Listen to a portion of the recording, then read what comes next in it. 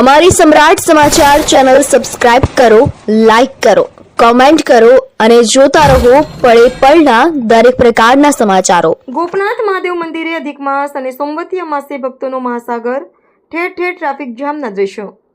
ભાવનગર જિલ્લાના પ્રસિદ્ધ યાત્રાધામ ગોપનાથ મહાદેવ મંદિરે અધિક માસ અને સોમવતી અમાસના પાવન અવસરે આજે વહેલી સવારથી જ શિવ ભક્તો અને યાત્રાળુઓનો વિશાળ જનમેદની ઉમટી પડી હતી। ગોપનાથ મહાદેવના દર્શન અને પૂજા અર્ચના માટે હજારોની સંખ્યામાં ભક્તો પહોંચતા સમગ્ર વિસ્તાર ભક્તિમય માહોલમાં રંગાઈ ગયો હતો।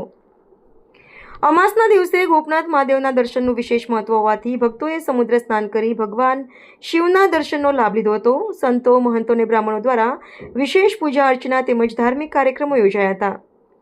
મંદિર ટ્રસ્ટ અને સેવાભાવી ટ્રસ્ટો દ્વારા ભોજન પ્રસાદ સહિતની સુંદર વ્યવસ્થા કરવામાં આવી હતી।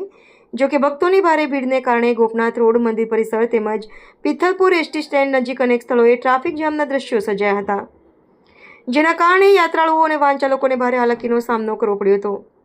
સ્થાનિક લોકોના જણાવ્યા મુજબ તહેવાર અને વિશેષ ધાર્મિક પ્રસંગોને ધ્યાનમાં રાખીને વધુ ટ્રાફિક બંદોબસ્ત ગોઠવવાની જરૂર હતી। કેટલાક સ્થળોએ વાહનો લાંબા સમય સુધી ફસાઈ રહેતા નાના મોટા વિવાદો પણ સર્જાયા હોવાનું જાણવા મળ્યું છે।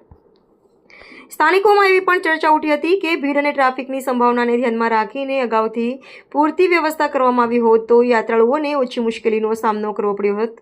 લોકોએ ભવિષ્યમાં આવા મોટા ધાર્મિક મેળાઓ દરમિયાન પોલીસ, જીઆરડી અને અન્ય તંત્ર દ્વારા વધુ સુનિયોજિત ટ્રાફિક વ્યવસ્થા ગોઠવવાની માંગ કરી છે। ગોપનાથ મહાદેવ મંદિરે આજે દિવસભર ભક્તોની ભારે અવરજવર જોવા મળી હતી અને સમગ્ર વિસ્તાર હર હર મહાદેવના જયઘોષથી ગુંજી ઉઠ્યો હતો।